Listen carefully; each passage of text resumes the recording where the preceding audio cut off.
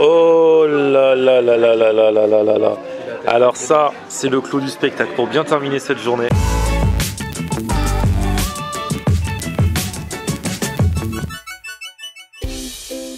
Salut tout le monde, bienvenue, nouveau vlog aujourd'hui. Aujourd'hui je suis à Saint-Malo, je ne vais pas y rester longtemps, je vais prendre le bateau direction Dinard. Aujourd'hui les amis, je prends le large.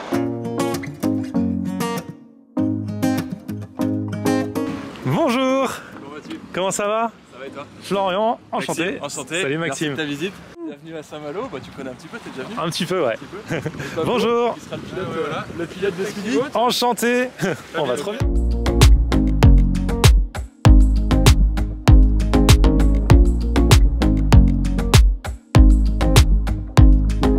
Donc là on est sur un bateau taxi, c'est-à-dire que c'est comme un taxi que vous pouvez appeler comme ça pour faire les traversées, par exemple entre Saint-Malo, Dinard ou ailleurs. Je suis avec Maxime, ça va Maxime? Ça va et toi Florian? Bah, super. Toi tu as un resto qui s'appelle le Picabulot. Exactement. À Dinard. On va aller faire un tour tout à l'heure. Alors c'est un resto, il y a une particularité, c'est que c'est à la fois une poissonnerie et à la fois un resto. Ça permet aux gens de voir le produit de A à Z quoi. On est avant le A là parce que là on est en mer.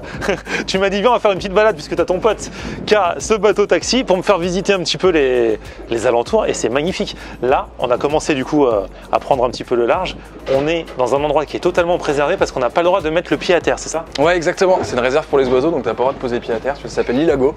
Donc on est en face de Lancieux si tu veux. Et c'est en fait le nom d'un de nos plateaux de fruits de mer. On a choisi des noms locaux pour les plateaux de fruits de mer. Donc on a le phare du Grand Jardin qu'on verra tout à l'heure. On a le petit B aussi qui est juste en face de Saint-Malo. On a Ilago et le fort de Harbour aussi qui est un peu plus loin dans la baie. Donc ça donne une petite notion locale aux gens en fait. Non mais là c'est magnifique, du coup c'est que pour les oiseaux. Nous on n'a pas le droit, genre on n'a pas le droit d'aller à la plage. Non, du tout. Et du coup mais ça donne une plage, t'as l'impression d'arriver vers une île déserte quoi. Bah c'est désert et puis là on est sur la marée descendante donc t'as vraiment avec la météo qu'on a, t'as vraiment les couleurs et tu comprends pourquoi ça s'appelle la Côte d'Émeraude quoi. T'as le vert qui ressort, ouais ça fait petit coin de paradis. Du coup on se pose là pour déguster un petit plateau de fruits de mer.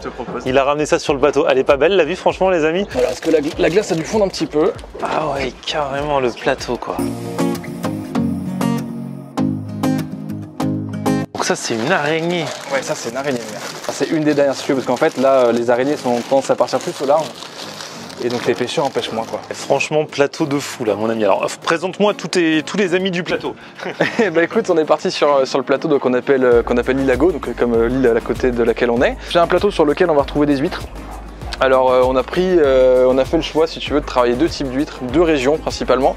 On travaille Cancale, donc qui est à peu près 10 km d'ici, hein, et on travaille aussi Carnac dans le Morbihan, et ça c'est l'huître de Carnac. Alors on s'est fait taper sur les doigts très très fort, parce que les Bretons sont très chauvins. Et du coup, les gens ne comprenaient pas pourquoi on proposait Carnac, mais je te laisserai découvrir. Moi, je trouve que c'est des super complémentaires avec Cancale. C'est un peu moins iodé, mais très coffré, vraiment sympa. On va retrouver des petits bulots blancs.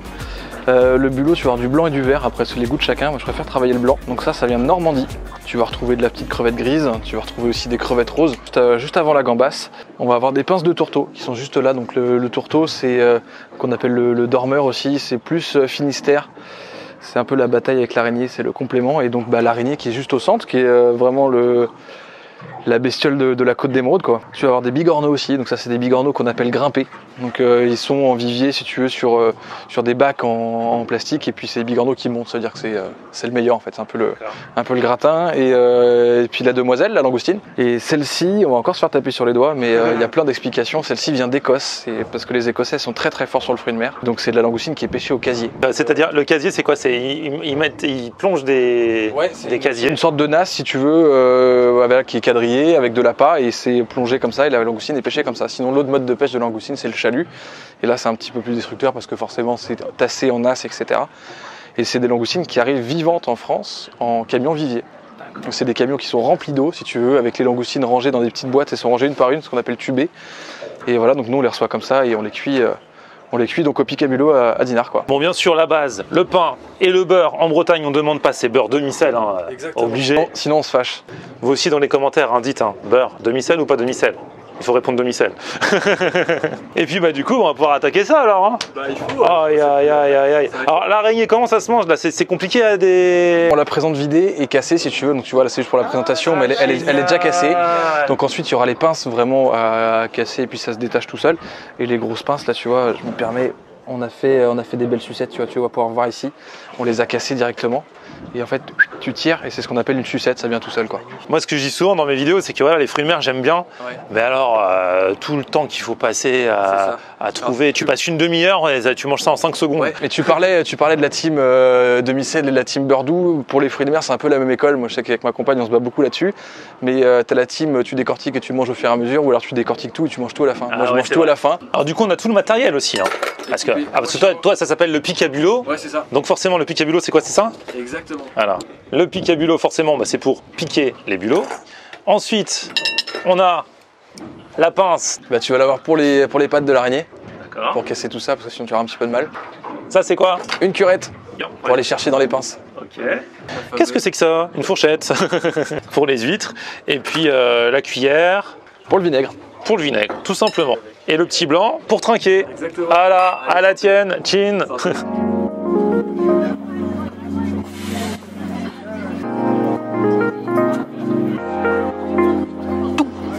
Trop bon bulot, mais du coup tu vois, c'est pas juste comme ça, vous les avez cuisinés, assaisonnés. Ils sont cuits au courbouillon, c'est ce que je te disais tout à l'heure, donc on part d'un courbouillon, donc juste de l'eau douce, mais qu'on vient saler à la densité de l'eau de mer, du gros poivre et du laurier, voilà, tout basique. Et en fait c'est dans le processus de cuisson, après c'est là que le bouillon vient se concentrer, parce qu'on va cuire les langoustines en premier lieu, après dans la même eau on cuit les homards, dans la même eau on va cuire les pinces de tourteau si j'en ai, ensuite on cuit les araignées ou les tourteaux, ensuite les bulots et en dernier les bigorneaux. C'est-à-dire que plus tu avances dans la phase de cuisson, plus le bouillon va se concentrer de tous ces arômes. Et en fait c'est pour ça qu'on arrive à avoir des produits qui ont du goût en fait. Ouais, parce que là pour le goût c'est pas juste un bulot lambda quoi, c'est trop bon. J'y retourne.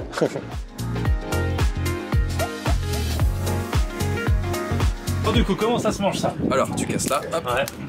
Et en fait ici tu vas après, tu viens les popper comme ça. Ah, il n'y a besoin d'aucun ustensile là. Et tu vois si c'est bien cuit, normalement, ça là, hop, t'appuies juste là. Et ça te sort une belle queue comme ça. C'est bien cuit, ils sont forts au picabulo. Allez, enjoy.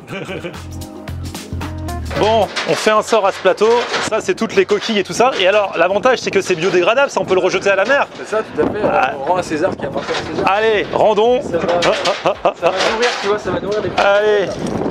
Dans quelques années, et ça évite que la poubelle pue sur le bateau. Exactement. Alors on va peut-être partir avant qu'il y ait les goélands. Ah ouais, il y a les goélands qui vont arriver là. C'est ça la nature, voilà les amis.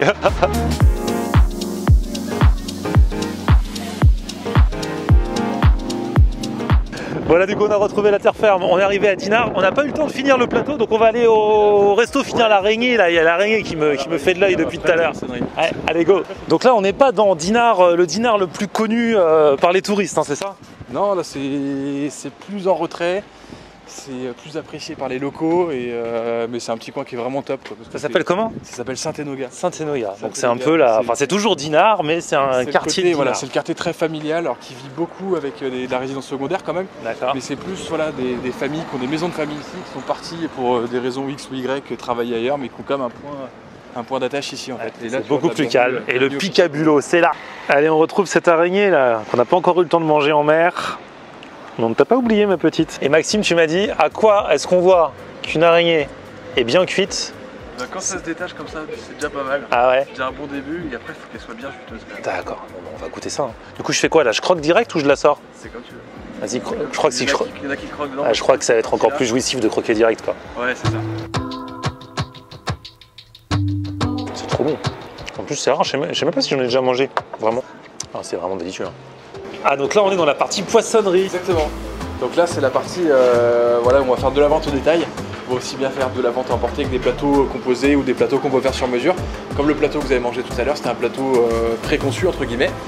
Mais après les gens s'ils n'aiment pas quelque chose ou autre chose peuvent très bien composer leur plateau par eux-mêmes. Donc voilà, vente au détail aussi. Donc on fait un petit peu de poisson parce qu'on a eu de la demande après l'ouverture. Et puis voilà, ça se passe principalement comme ça. Quoi. Et donc ici, c'est une poissonnerie, mais qui est ouverte jusqu'à 23 h les gars. Ça, c'est de la poissonnerie de compétition. Bon, du coup, ça y est, je suis venu à bout de ce plateau de fruits de mer. Maintenant, il y a une deuxième étape, parce qu'il n'y a pas que les plateaux de fruits de mer au Picabulo. Donc, entre les deux étapes, petite balade à la fois digestive et à la fois apéritive, puisque la plage n'est pas très loin.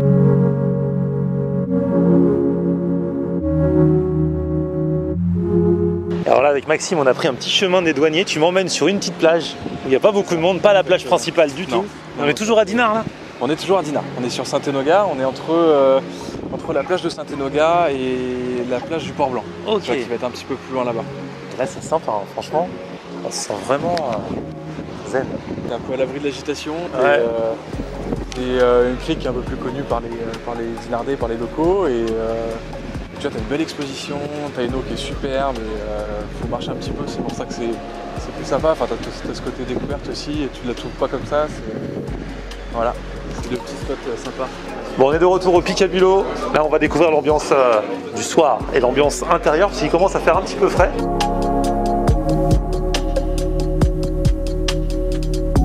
Alors, j'ai vu que dans le resto, il y avait des petites annonces qui recherchent des nouveaux employés pour la rentrée.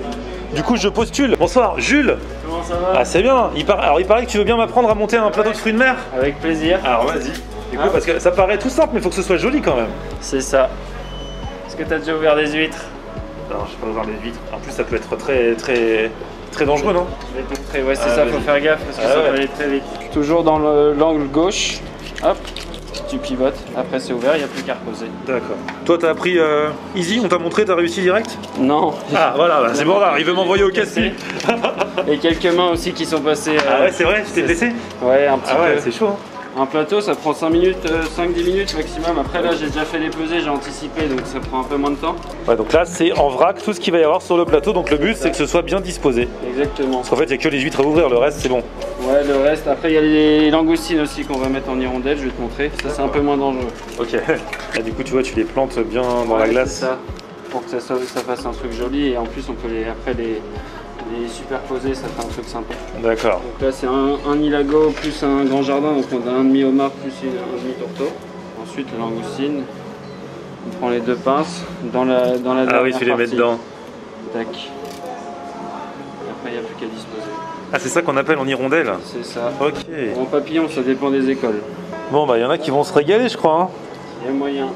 Donc là, on a le poulpe. Normalement, c'est un plat, mais tu m'en as fait un petit échantillon pour l'entrée. On a fait un petit échantillon, donc on est un petit peu plus petit que la portion normale. Tu vas voir le fish and chips. Pareil, là, c'est en petite version pour l'entrée, mais sinon, c'est un plat. Voilà, exactement. Là, on est normalement sur un plat qui est plus conséquent, avec vraiment un beau dos de lieu noir. Donc on fait ça avec du lieu noir, avec du dos, comme ça, t'as pas d'arrêt. Ah ouais. Et là, on vous a fait deux petites portions. Alors là, j'ai dit que je voulais des acras. Du coup, c'est des acras de poisson, ça dépend un peu du poisson que t'as, de ce qui te reste et tout. Exactement, tout à fait. Là, en ce moment, on est sur des acras avec de la raie en base. D'accord. Voilà. Là, c'est la rillette de poisson. Donc pareil, hein, même titre que les acras, c'est des assaisonnements et des poissons qui sont changeants. Comme je te disais ce matin sur le bateau, là on est sur des rillettes de sardines en fait. Tu vas avoir le tartare de bulot. Alors quand on dit tartare, ça fait un peu peur aux gens. Mais non, je suis un tartare de bulot cuit, hein, je te rassure. Parce que du coup, les bulots, c'est des coquillages. Voilà, donc vous les enlevez de la coquille. Voilà, c'est ça. On vient les sortir de la coquille, on vient les concasser avec des tomates confites, avec de la coriandre, avec du jus de citron. Bon, je vais commencer par le petit acra qui me fait de l'œil depuis tout à l'heure, servi avec sa sauce chien. Acra de raie. C'est pas commun ça. Ah, c'est super bon. La petite rillette de sardines maintenant.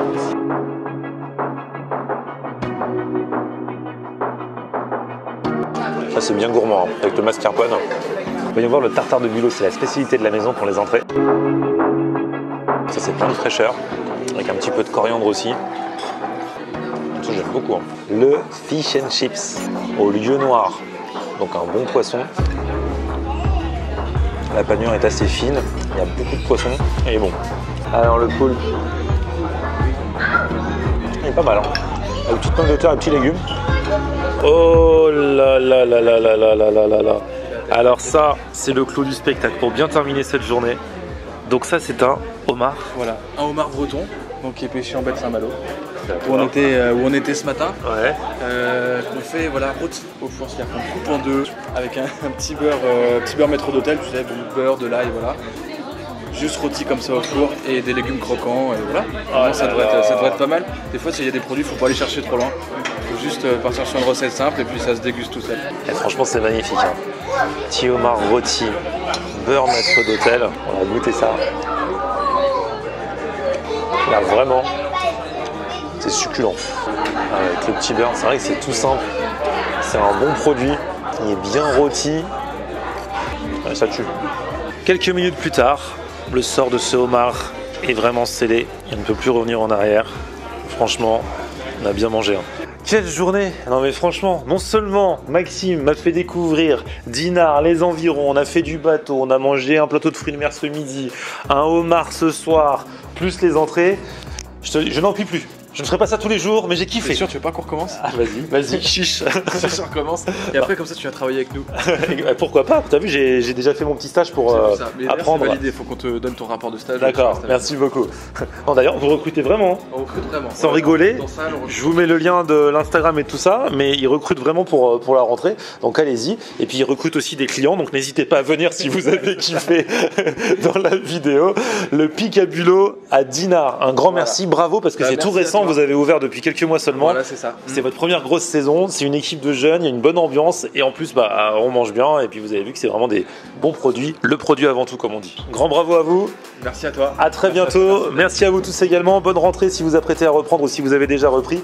Petit pouce vers le haut si vous avez kiffé la vidéo. Vous vous abonnez à ma chaîne et puis on se retrouve aussi sur mon Facebook Florian On Air et Twitter, Snapchat, Instagram. C'est aussi Florian On Air. Il sait.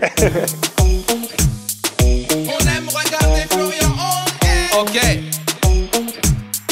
aime regarder Florian On Air. On aime regarder Florian On Air. Alors tu dis quoi Florian?